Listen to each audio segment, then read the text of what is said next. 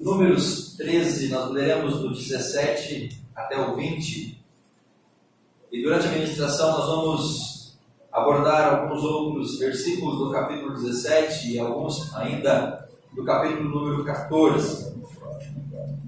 A palavra de Deus diz assim, amados, 13 de Números, verso 17. Moisés enviou para sondar a terra de Canaã e disse-lhes: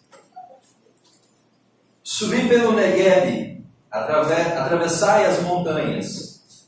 Vede como é a terra e o povo que nela habita, se é forte ou fraco, se são poucos ou muitos. Vede como é a terra em que habitam, se é boa ou má, como são suas cidades, se acampamentos ou fortalezas. E como é a terra, se fértil ou não, se há árvores nela ou não. Procurai colher alguns frutos dela. Aquela era a estação das primeiras uvas. As promessas de Deus, elas não morrem. As promessas de Deus, irmãos, elas não cessam. As promessas de Deus, elas não acabam. As promessas de Deus para a igreja do Senhor, para os filhos, as promessas que Deus tem derramado sobre nós como igreja, como nação, como povo de Deus, mas também para nós como pessoas, como discípulos. Essas promessas, elas não falham, elas não terminam, elas não cessam, elas não são interrompidas. Apesar de alguns contratempos, algumas dificuldades, mesmo com o levante de inimigos, as promessas de Deus não falham. As promessas de Deus, elas não deixarão de existir sobre a sua vida. O texto que nós lemos aqui no capítulo 13 é a instrução de Moisés para que os espias fossem averiguar a terra de Canaã. E a terra de Canaã é justamente a promessa de Deus para aquele povo. Quando nós falarmos aqui sobre promessas, nós vamos estar se referindo à terra de Canaã, a terra prometida para o povo, para a nação de Israel. Assim como Deus promete Canaã para o povo de Israel, assim como Deus promete essa terra para aquela nação, meus irmãos, há promessas que Deus tem derramado sobre as nossas vidas. Há promessas que Deus tem derramado sobre a minha e sobre a sua vida. Promessas que ainda você talvez não está usufruindo delas, mas não significa que você não irá usufruir. Quando nós olhamos para a nação de Israel, aqui no capítulo 13, Moisés encaminhando os espias para averiguar a terra de Canaã, nós temos que, antes de entender um pouco melhor essa missão que eles receberam, o que eles viram e como eles relataram isso e a atitude deles diante daquilo que eles viram, nós temos que voltar lá no capítulo 12 do Gênesis, lá no versículo 7, aonde Deus ele fala com um homem chamado Abraão. Eu já compartilhei com os irmãos sobre essa experiência de Abraão quando falamos sobre obediência. Dentro desse contexto de Abraão, no capítulo 12, no versículo 7, a Bíblia diz: então o Senhor apareceu a Abraão e disse, olha o que Deus fala com Abraão: darei esta terra à tua descendência. Aqui está a promessa. Aqui está, meus irmãos, a promessa de Deus, não só para Abraão, mas para a sua descendência. Abraão, ele era um gentil, Abraão era um pagão. Abraão vivia numa cidade chamada Ur, na Caldeia. Deus aparece a Abraão, dizendo para ele sair da terra, sair da parentela, que através de Abraão, Deus iria fazer uma aliança com ele e com a sua descendência. Iria fazer dele uma nação separada para o Senhor. Abraão sai de Ur dos Caldeus, ele viaja até Harã, ele fica um tempo lá. De Harã, ele desce, passando pela terra de Canaã. Ele habita na terra de Canaã, ele vive alguns tempos, alguns anos em Canaã. Mas acontece que houve uma seca, e ele então vai para o Egito. E esse texto do capítulo 7 é o retorno, quando Abraão volta de novo para a terra de Canaã. Deus então aparece a ele e diz: Abraão, esta terra eu vou dar a você como herança, para você e para a sua descendência. Lá no capítulo 13 ainda, no versículo 14, no versículo 15, novamente Deus repete a promessa. 13, verso 14 do Gênesis. E o Senhor disse a Abraão, depois que Ló se separou dele: levanta os olhos agora e olha desde o lugar onde está, para o norte, para o sul, para o oriente, para o ocidente, porque darei para sempre a ti e a tua descendência esta terra que você vê. Então, amados, a promessa de Deus não era só para Abraão. A promessa era para Abraão e para a sua descendência. Números capítulo 13, o texto que nós vamos compartilhar depois, nesse momento, já é a descendência de Abraão indo a caminho da sua bênção, da sua promessa. O que acontece é que Abraão, ele desfruta da terra de Canaã, ele vive por alguns anos. O seu filho Isaque, Jacó, a sua geração, a sua descendência, habitam também na terra de Canaã. Existe aqui uma mudança geográfica na época de José, os irmãos conhecem o texto.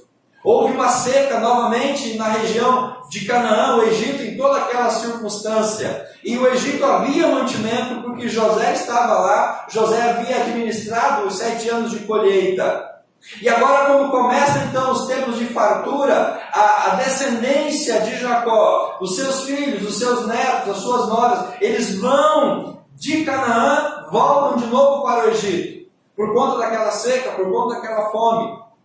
E o tempo passa, aquela geração vive no Egito por muitos anos. E lá no livro de Êxodo, no capítulo 1, nós lemos algo interessante. Êxodo capítulo 1 diz assim: e levantou-se um faraó que não conhecia José. Aí agora então aquela nação que estava desfrutando do Egito, não era a terra da promessa, não era a Canaã, eles estavam no Egito, sendo sustentados, sendo alimentados, vivendo a sua vida, mas diante daquele novo contexto político, aquele faraó que não conhecia José, que não reconheceu o que José fez, o que ele faz com a nação de Israel? Ele escraviza aquela nação. Ele muda o status daquele povo. Agora, o povo de Israel, a nação do Senhor, não era mais uma nação livre, mas era uma nação escrava. Eles estão distantes da terra da promessa, longe da promessa, escravos no Egito. Deus levanta Moisés, o libertador. E agora no capítulo 13 de Números, que nós estamos lendo, nós temos então Moisés conduzindo o povo para fora da terra do Egito, tirando o povo do cativeiro e conduzindo eles para a terra da promessa, para a terra de Canaã. Percebam então, meus irmãos, que aquela promessa que Deus faz para Abraão, uma promessa que ele iria desfrutar da terra, ele e a sua descendência, apesar do tempo de escravidão, apesar do tempo que eles ficaram no Egito, a promessa não morreu. Isso é importante para nós guardarmos agora no nosso coração. A promessa de Deus jamais morreu para a nação de Israel. A promessa de Deus permaneceu viva. Aquele povo tinha essa esperança, eles tinham essa convicção de que Deus um dia levaria eles novamente para a sua Canaã, para a sua terra da promessa. E agora nós vemos o povo caminhando em direção à terra prometida. Agora nós vemos Moisés aqui no deserto, numa região chamada Cades Barneia. Ele então decide encaminhar 12 homens, 12 líderes, 12 espias, para que eles averiguassem a terra de Canaã. Isso é o que Moisés fala para eles lá no versículo 17 e no versículo 18, aqui de Números, capítulo 13. Moisés enviou para sondar a terra de Canaã, para averiguar como era aquela terra. E aqueles homens, eles fazem o que Moisés determina, e então eles retornam, e eles vão contar para Moisés aquilo que eles viram. Porém, meus irmãos, lá no versículo número 32, ainda do capítulo 13, tem uma outra frase, uma outra fala, que ela é determinante para nós entendermos o contexto dessa noite. Encontre o versículo número 32, do capítulo 13 de Números. A Bíblia diz: então eles depreciaram diante dos israelitas a terra que haviam sondado. Eles depreciaram a terra que eles haviam sondado.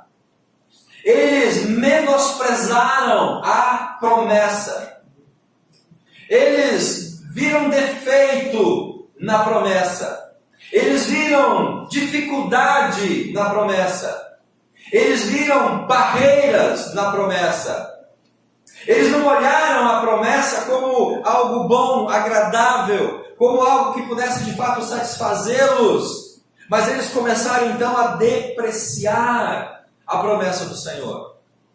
E muitos de nós, queridos, acabamos tendo o mesmo sentimento desses homens. Muitos de nós, diante das dificuldades, diante das lutas, diante das provações, das tribulações, nós acabamos depreciando aquilo que seria uma bênção ou uma promessa, a minha Canaã. O lugar de descanso, o lugar de fartura, o lugar de prazer, o lugar de alegria. Diante das inúmeras dificuldades, nós olhamos para aquilo e nós depreciamos, nós rejeitamos, nós achamos que não vai ser possível, achamos que nós não vamos conseguir. Quando nós estamos diante de uma promessa do Senhor para as nossas vidas, nós não podemos ter essa atitude desses homens, parte dos espias, que olharam e depreciaram diante das outras pessoas a terra da promessa. Nós temos que ter a mesma atitude de Caleb e Josué, os únicos dois que, em olhar a terra, acreditaram que eles poderiam marchar, eles poderiam entrar, eles poderiam conquistar e desfrutar da terra de Canaã. Quando eles depreciam a terra, eles criam uma confusão entre o povo, eles criam uma celeuma em toda aquela nação, e por conta desse depreciar a promessa, eles morrem no deserto. Aqueles homens que olharam a promessa e depreciaram a promessa de Deus, morreram no deserto sem usufruir da promessa do Senhor. Mas aqueles dois que olharam a promessa e exerceram a fé e a confiança em Deus, eles então puderam usufruir daquilo que Deus havia prometido. Então, amados, diante desse contexto, diante dessa realidade, eu quero fazer alguns aplicativos para a nossa vida a partir desse texto e desse contexto. Quantos de nós recebemos uma promessa? Quantos de nós temos a perspectiva de uma promessa? Mas diante das barreiras, diante dos desafios, diante dos conflitos, nós acabamos, em vez de marchar em direção da promessa, nós regredimos e queremos voltar para trás. O fato é que nós temos que nos colocar diante dessa situação com uma certa ousadia, ou caminhar com fé, caminhar com confiança e com perseverança. Porque se nós não fizermos isso, nós não vamos usufruir das promessas, das bênçãos, do cuidado, daquilo que o Senhor tem para a minha e para a sua vida. Promessas de Deus não morrem. Amém, queridos? Amém. Elas podem tardar, elas podem demorar, elas podem atrasar, mas elas não vão morrer. Elas vão continuar vivas para mim e para você. Por isso nós temos que marchar com fé para usufruir, tomar posse dessas promessas e sermos abençoados diante do Senhor. Primeira questão para a gente refletir nesse texto, do 17 até o verso 20. Primeira atitude, melhor dizendo. Pastor, como que eu tenho que agir se eu quero usufruir da promessa de Deus para a minha vida? Primeira atitude nossa é ir em busca da promessa. Nós temos que ir em busca da promessa do Senhor para as nossas vidas. Deus disse para Abraão: Abraão, sai da tua terra, sai da tua parentela, eu vou te dar uma terra da promessa. Abraão teve que deixar a sua casa, sua família, deixar e ir em direção a esta terra. A nação de Israel estava escrava no Egito. Eles tinham que deixar aquele momento de escravidão, aquele status, e marchar novamente em direção à terra para poder usufruir. Meus irmãos, muitas vezes nós somos passivos, acomodados. Nós queremos que as promessas de Deus elas caiam de balde sobre as nossas vidas. Mas o texto vai nos ensinar uma atitude de fé, de confiança, de perseverança, uma atitude proativa, é ir em busca da promessa.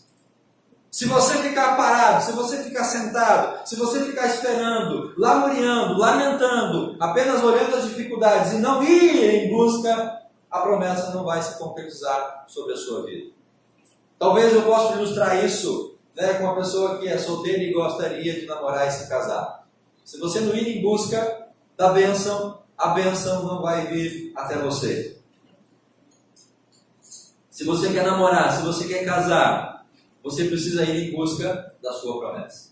Você precisa estar disposto a abrir a sua vida para que Deus então propicie isso. Se nós ficamos parados, muitas vezes nós perdemos as oportunidades e as bênçãos que Deus tem para as nossas vidas. Então, meus irmãos, nós temos que ir em busca da promessa. Versículo 17 ao versículo 20 foi o que Moisés disse. Ele enviou os espias, mandou sondar a terra, mandou ver como era aquela terra, mandou ver como que eram as pessoas que moravam lá, se as cidades eram cidades fortificadas ou se eram cidades abertas, se a terra produzia, como que eram aqueles frutos. Eles precisaram ir ao encontro da terra de Canaã. E Deus dá uma palavra para Josué, mais adiante, quando eles estão prestes a entrar na terra de Canaã. Depois que Moisés já havia morrido e Josué agora estava com uma certa relutância, Deus aparece para Josué e diz assim: Josué, toda a terra que pisar a planta do vosso pé, eu vou dar a vocês. Então essa palavra de Deus a Josué anima o coração dele. E ele então conduz o povo, atravessa o Jordão e entra na terra de Canaã. Eles passam a pisar na terra, a guerrear contra aquelas nações. E assim então, eles vão receber a bênção do Senhor. A missão era sondar a terra, ver o povo e ver as cidades.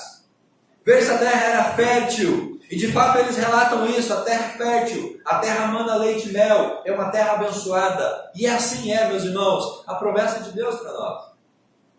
A promessa de Deus para nós, ela é abundante, ela é generosa.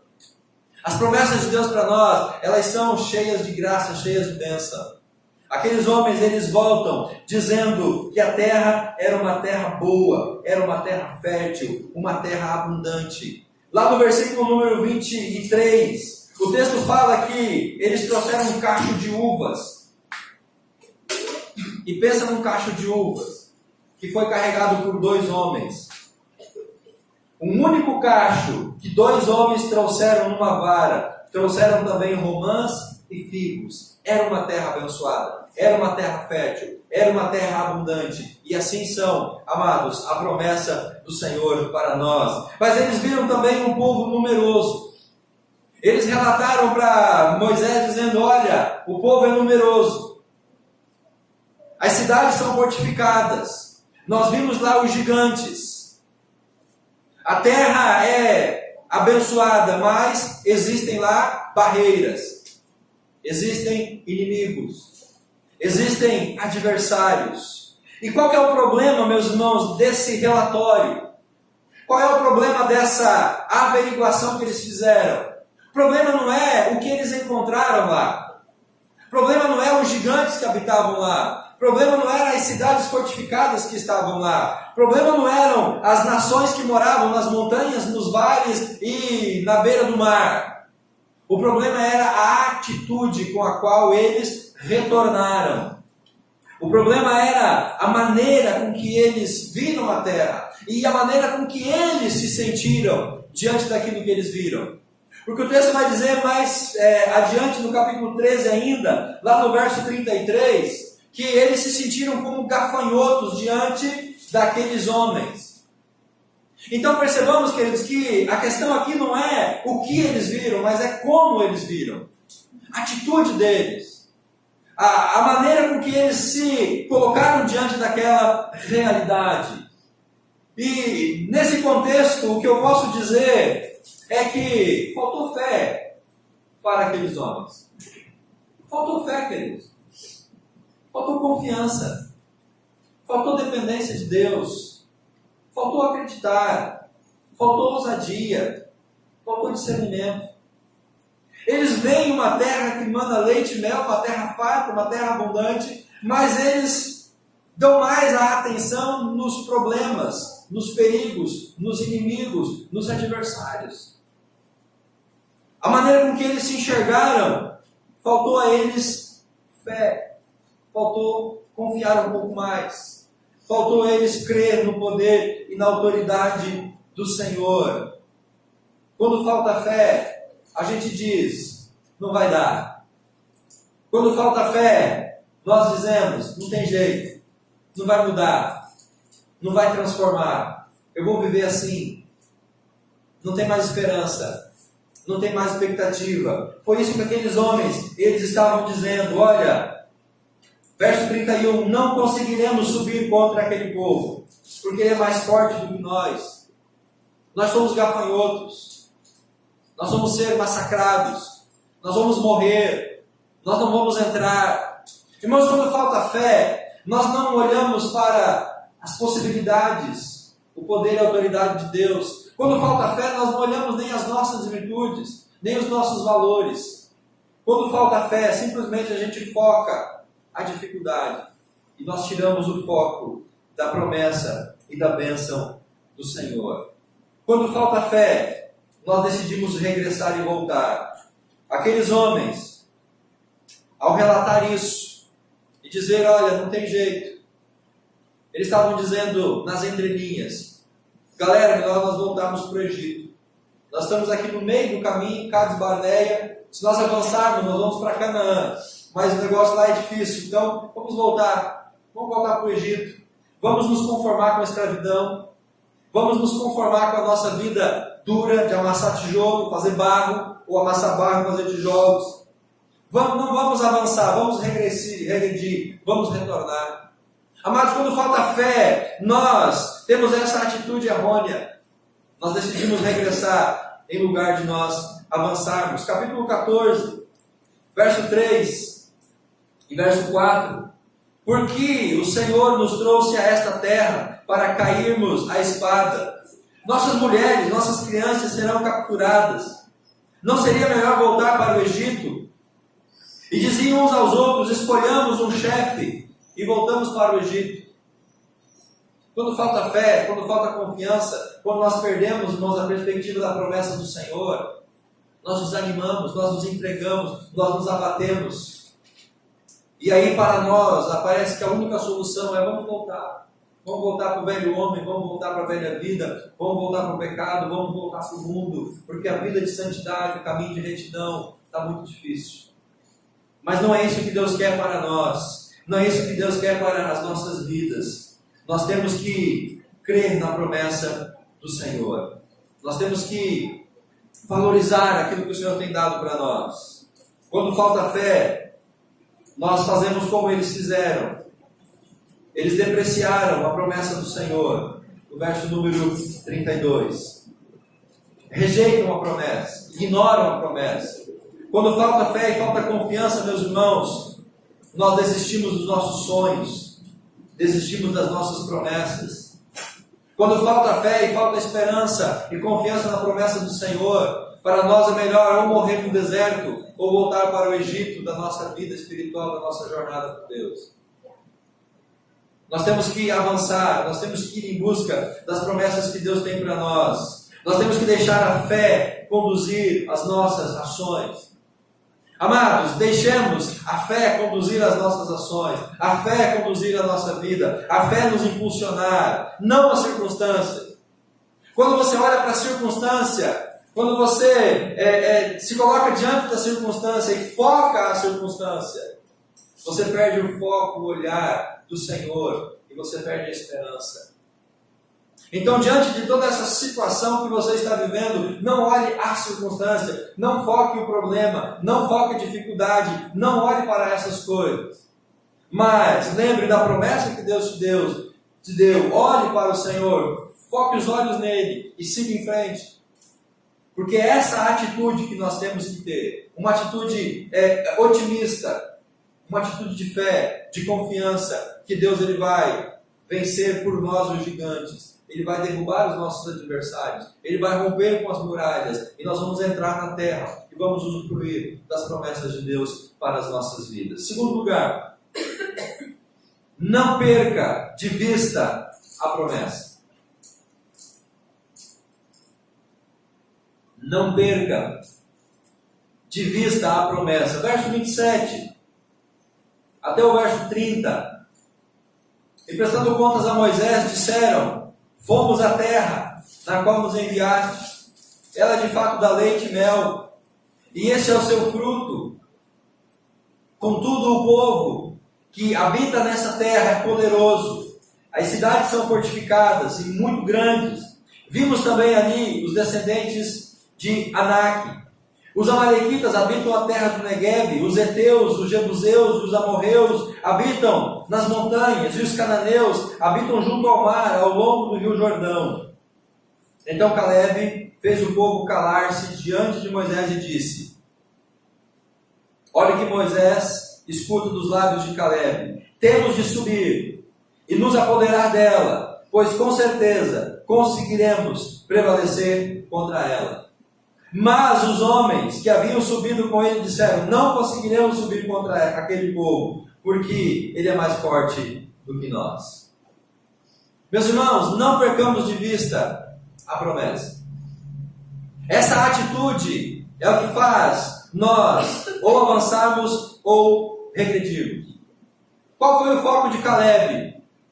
Qual foi a ênfase de Calebe aqui no texto? Ele focou na terra, a bênção, a promessa, a fartura. Calebe, quando vai falar para o povo, ele foca a abundância da terra.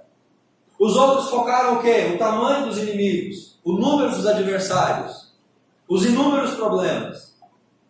Isso é perder de vista a promessa. É deixar de acreditar naquilo que Deus pode fazer por nós. O foco determina as minhas ações, as minhas atitudes.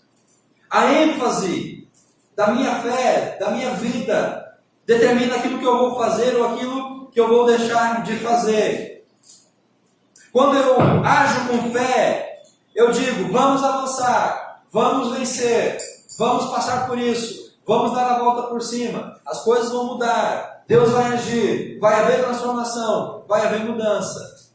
Quando nós focamos a promessa como Calebe fez, nós dizemos: vamos em frente, vamos marchar, vamos seguir, nós temos que ir, nós vamos ganhar, vamos prevalecer.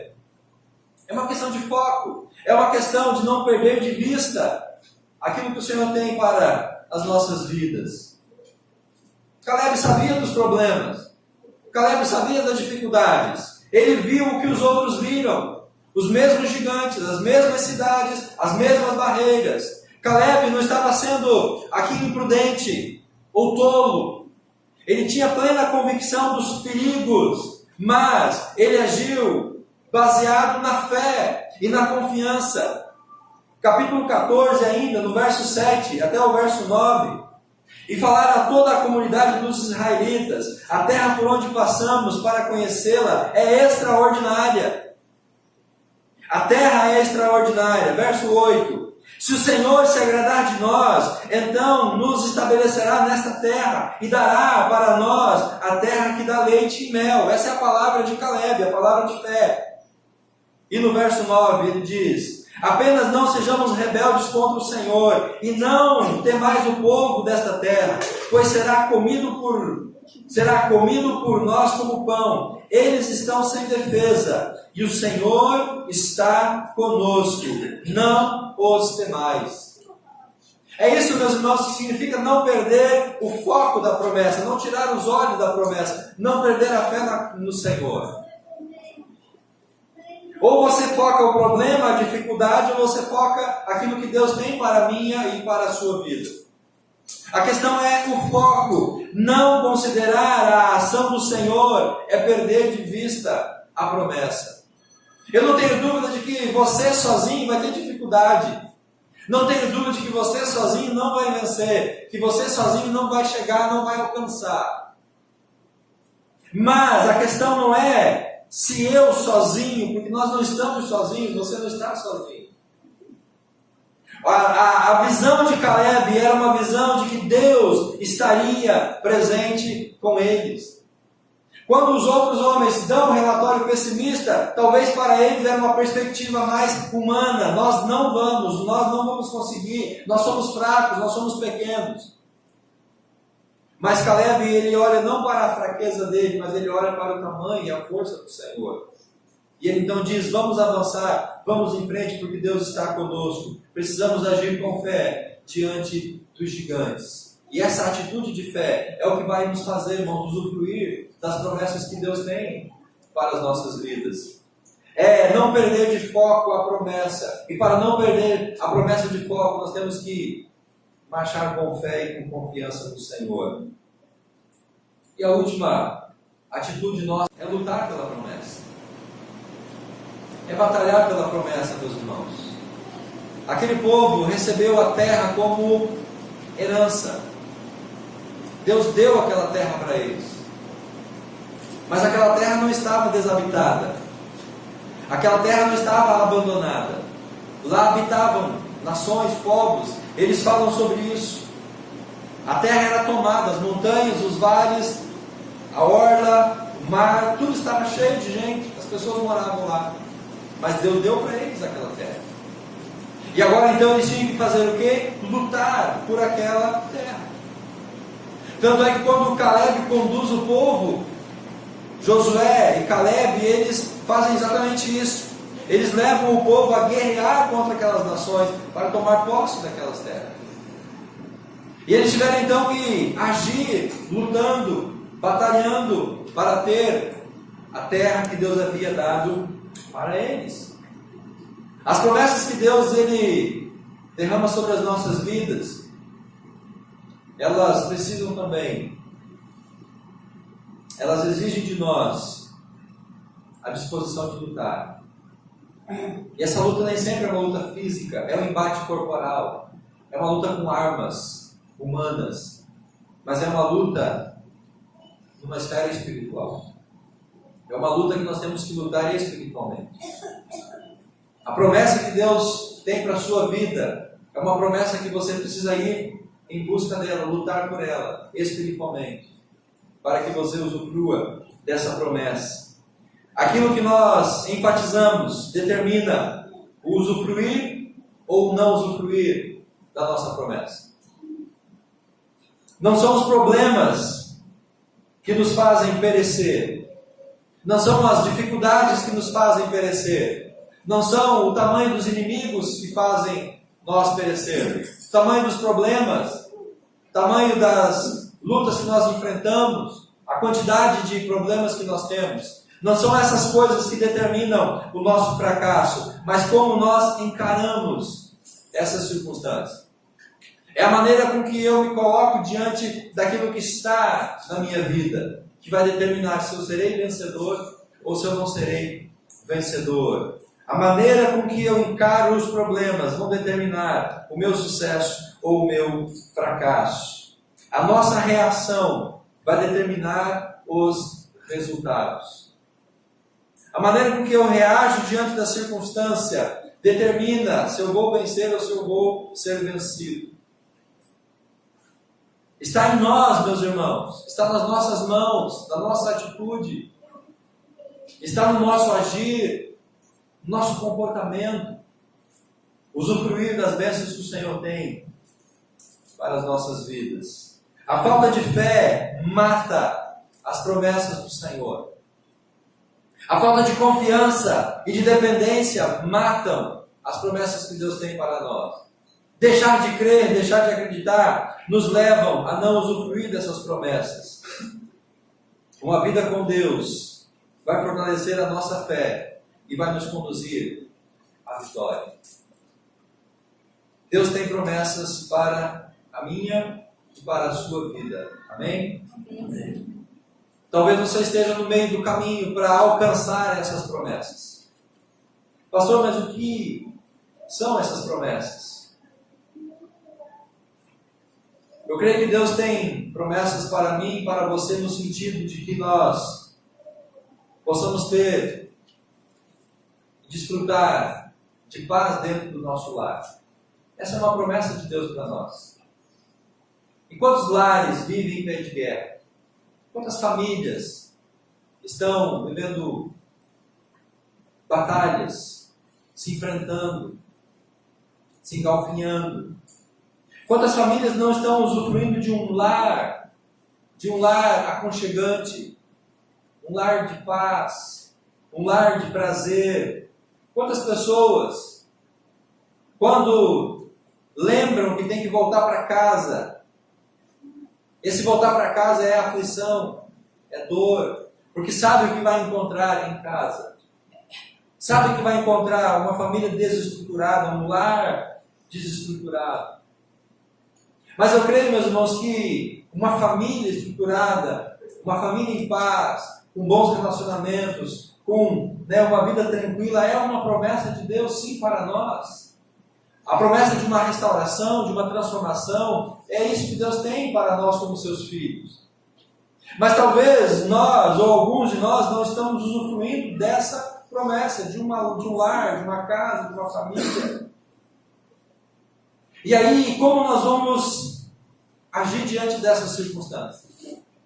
Nós vamos nos conformar, não tem jeito, não vai haver mais mudança, não tem mais transformação, está difícil, é melhor me conformar, é melhor eu aceitar a minha situação, porque nós não acreditamos mais que pode haver uma transformação. Mas é exatamente essa atitude de conformidade, de pessimismo, que vai contribuir para que a situação de fato não mude. Nós podemos, por exemplo, ter a promessa de gozo no casamento. O casamento é uma bênção para nós, para o homem e para a mulher. O casamento é uma bênção de Deus para nos completar, para nos satisfazer, para nos dar a plenitude como seres humanos. Deus criou o casamento, Deus instituiu o casamento.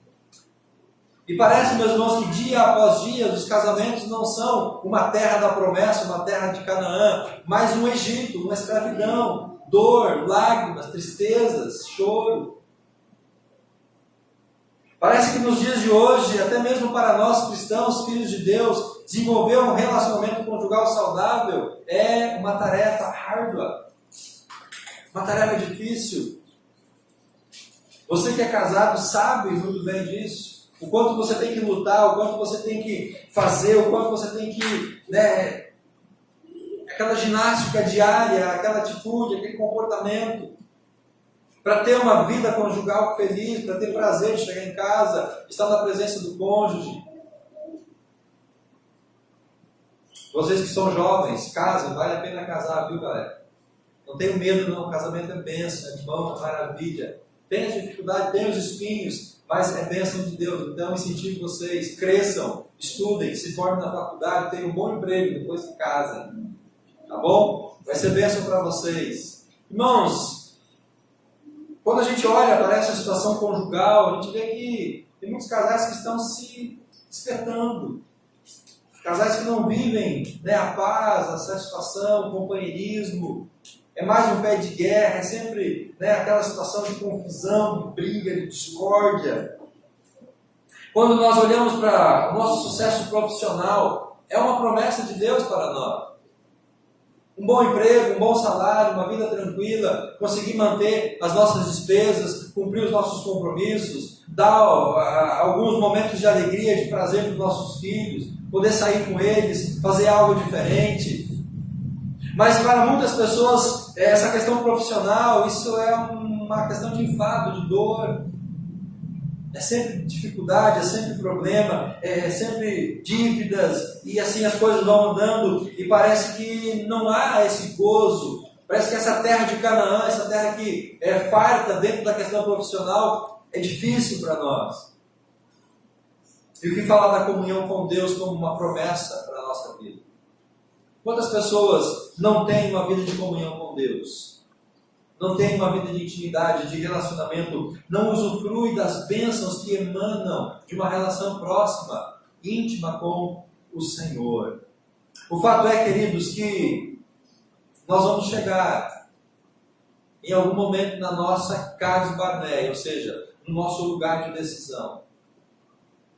Nós vamos estar, invariavelmente, em vários momentos da nossa vida, diante desse lugar da decisão. Ou nós vamos avançar com fé e com confiança no Senhor, ou nós vamos regressar, nós vamos regredir. Todos nós, um dia, estaremos nesse ponto de decisão. E nós vamos ter que decidir se nós vamos avançar ou se nós vamos regressar. Fale com Ele agora, diga: Deus, quais são as promessas que o Senhor tem me dado? Começa fazendo essa retrospectiva. Que áreas da sua vida que você recebeu a promessa de Deus, seja pela palavra, seja por alguma ministração, seja por fruto de oração. Que área da sua vida a promessa da fartura, da bênção de Deus não está acontecendo? A partir disso, converse com Deus, diga: Deus, eu preciso chegar na minha Canaã, na minha terra da promessa. Eu preciso usufruir desta bênção. Eu preciso conquistar esse status. Meu irmão, não desista, não desanime. Não deixe de lutar, não deixe de crer, de acreditar. Quando você olha para a sua vida, para as áreas da sua vida, existem promessas de Deus em cada uma dessas áreas. Mas é certo que existem também as barreiras, as dificuldades, os inimigos, os gigantes, as cidades fortificadas. E quando você se depara diante dessas barreiras e você olha para a sua vida, você se sente incapaz, impotente, pequeno. É isso que o inimigo quer. Que você perca a confiança em você. E que você perca a fé. E que você tire os olhos do Senhor. Por isso eu preciso fazer uma reflexão de quais são as promessas de Deus para a minha vida. E a partir disso eu poder então entender que Deus vai me levar, Deus vai me conduzir para que eu possa alcançar essas promessas. Querido, não desista diante dos obstáculos. Não desista diante dos obstáculos, mas lute. Não pela sua força, vá na força do Senhor, como disse Davi para Golias. Você vem contra mim com paus e pedras, mas eu vou contra você em nome do Senhor dos Exércitos. Davi sabia do tamanho do gigante, sabia da dificuldade, sabia da sua falta de força, mas ele confiou no Senhor. Quando você olha para o teu casamento, quando você olha para a tua família, quando você olha para a sua vida profissional, quando você olha para a sua saúde, para o seu bem-estar físico e emocional, e você vê ali gigantes que estão impedindo você de ter, usufruir da promessa de Deus, diga para esse gigante: eu vou contra você em nome do Senhor dos Exércitos. Não desista, lute pela sua família, lute pelo seu casamento, lute pelos seus filhos, lute pelo seu emprego, lute pela sua formação. Não desista, lute, vá em frente. Deus é contigo, Ele vai te dar a vitória. Porque é só assim que você vai poder saborear essas vitórias. Só assim você vai poder saborear o leite e o mel que emanam da terra da promessa que Ele tem para você. Essa é a palavra do Senhor para as nossas vidas nessa semana, queridos. As promessas de Deus não morrem, mas nós temos que lutar em nome do Senhor e pela força do Senhor para alcançar estas bênçãos sobre as nossas vidas. Senhor Deus e Pai, nós entregamos a Ti, a Tua igreja nesta noite. Muitas promessas que o Senhor tem nos dado, Deus, nós já não cremos mais que elas podem ser realizadas. Mas esse é um pensamento errado, equivocado nosso. Porque as promessas do Senhor não morrem, não falham, não cessam. Mesmo que elas estão tardando, mesmo que os inimigos, adversários estão diante de nós, se interpondo entre nós e as nossas promessas. Mas a palavra do Senhor nos anima a avançar, a seguir em frente, a crer que o Senhor vai operar a transformação. Abençoa, Pai, as nossas vidas. Abençoa os meus irmãos. E que nós possamos usufruir de cada uma das Tuas promessas sobre as nossas vidas. Assim nós oramos nesta noite, em nome de Jesus. Amém. E graças a Deus.